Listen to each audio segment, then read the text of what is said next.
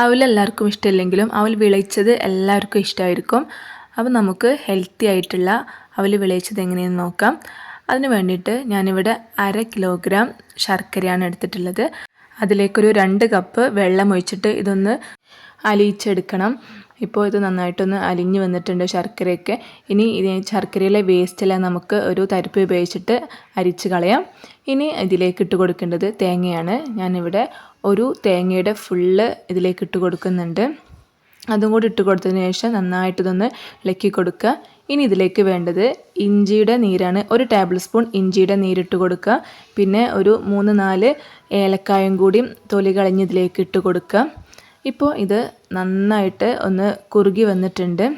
ഇനി നമ്മൾ അവസാനമായിട്ട് നമ്മൾ മാറ്റി വെച്ചിട്ടുള്ള നമ്മളുടെ അവിൽ ഇതിലിട്ട് കൊടുക്കുക. ഇത് 300 ഗ്രാം അവിലാണ്. അപ്പോൾ 500 ഗ്രാം ശർക്കരയിലേക്ക് 300 ഗ്രാം അവിൽ ഇതിലേക്ക് ഇട്ട് കൊടുത്തിട്ടുണ്ട്. ഇനി ഇത് നന്നായിട്ടൊന്ന് എല്ലാ ഭാഗത്തേക്കും എത്തുന്ന രീതിയിൽ നന്നായിട്ടൊന്നത് മിക്സ് ചെയ്ത് കൊടുക്കുക. ഇപ്പോൾ ഈ സമയത്ത് ഫ്ലെയിം ഒന്ന് ലോ ഫ്ലെയിമിലേക്കൊന്ന് മാറ്റുക.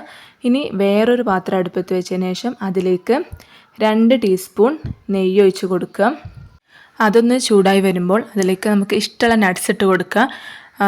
നമുക്ക് കാഷ്യൂ നട്ടോ ഇഷ്ടമുള്ള നട്ട്സ് ഉണ്ടെങ്കിൽ ഇട്ട് കൊടുക്കുക. ഞാനിവിടെ കടലപ്പരിപ്പാണ് ഇട്ട് കൊടുക്കുന്നത്. കടലപ്പരിപ്പ് ഏകദേശം ഒരു 1/4 കപ്പ് ടു 1/2 കപ്പിൻ്റെ അടുത്ത് കടലപ്പരിപ്പ് ഇട്ട് കൊടുക്കുന്നുണ്ട്. കടലപ്പരിപ്പ് ഇതിൽ ഒരുപാടുണ്ടെങ്കിൽ നല്ല ടേസ്റ്റാണ് കേട്ടത്. പിന്നെ അതിലേക്ക് ഞാൻ ഇട്ടെടുക്കുന്നത് 2 ടേബിൾ സ്പൂണ് എള്ളാണ്. അപ്പം അതും കൂടി നന്നായിട്ട് ഇതൊന്ന് വറുത്തെടുക്കുക. ഇപ്പോൾ നന്നായിട്ട് കളർ ചേഞ്ചായി വന്നിട്ടുണ്ട്. ഇനി നമുക്കിത് നമ്മുടെ അവിലേക്ക് ഇതൊന്ന് ഒഴിച്ച് കൊടുക്കാം.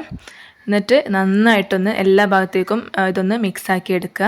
അപ്പോൾ നമ്മുടെ അവിൽ വിളയിച്ചത് ഉണ്ടാക്കിയെടുക്കാൻ വളരെ ഈസിയാണ്. ഹെൽത്തി ആയിട്ടുള്ള ഒരു സ്നാക്കാണ് ഇത്. എയർ ടൈറ്റ് ആയിട്ടുള്ള ഒരു കണ്ടെയ്നറിൽ സൂക്ഷിച്ച് വെച്ചാൽ ഒരുപാട് കാലം കേടുകൂടാതെ തന്നെ ഇരിക്കും. നല്ല ക്രിസ്പി ആയിട്ടിരിക്കും.